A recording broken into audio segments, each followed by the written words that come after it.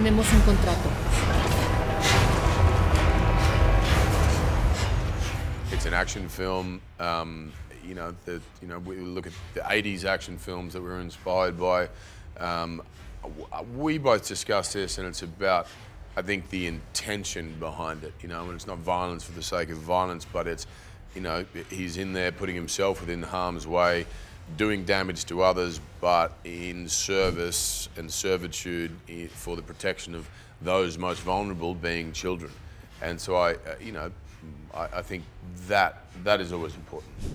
There's plenty of films where there's death and murder and blood and guts and all of that, and you don't even know why, you don't even sort of understand what and how, but I believe the intention's there and the rating is there to protect individuals who don't have the emotional maturity to deal with it, and so, yeah.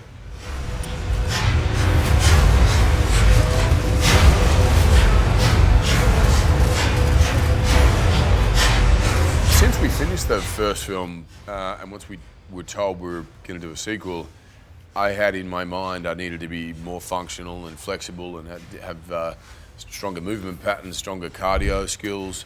But I'd just come off the back of shooting Thor and didn't have a lot of time to slim down, so I came in pretty bulky and a little stiff, and so all of my training it became about, mostly the stunt training itself was helped with the adaptation, and then the shooting of 14 hours a day and rehearsals after work, a lot of martial arts training, repeating those steps over and over again. Your body, begins to evolve and adapt to what you're exposing.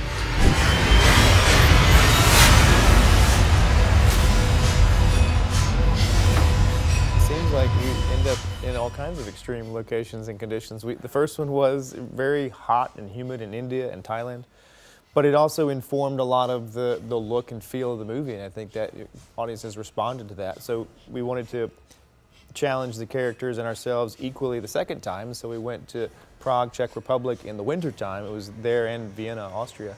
And it was also very challenging because it was extremely cold temperatures when we were, especially out on the train. That the snow that you see in the movie is real snow, like the breath and the ruddy cheeks and red nose. That's real because the temperatures are extreme, and I think that translates. The camera captures the essence of what's up there, and I think the essence was suffering for the audience. I mean, not in a bad way, but it was. You really feel it. It's authentic. It's truthful. We shot the train in particular over 7 days, and then the rest of that, Warner sequence that ended up being 21 minutes and 7 seconds was 29 total shooting days for that sequence, which is pretty extensive. I mean, because of all the moving parts. I thought, a lot of people don't even get that long to shoot an entire movie, and so to shoot that sequence and all of these things had to come together. All departments had to work very closely with one another, and the end result I think is pretty thrilling. Tyler, hace 9 meses estabas muerto. Against all odds, you survived the first extraction.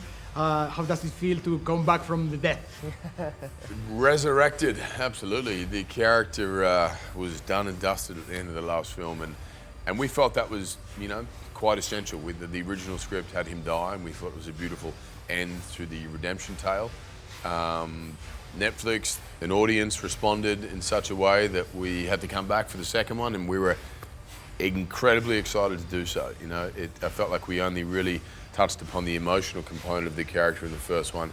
So we had, the world was in front of us as far as the depths we could go to explain who this character was, what the pain and struggle beneath the surface was, to explore that.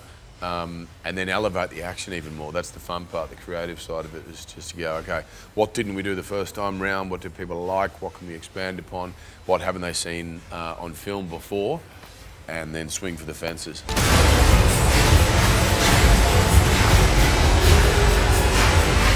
There will be a third one? Hey, the audience is willing. If people are enjoying the franchise and the character of Tyler Rake, which I think they are, we'll see.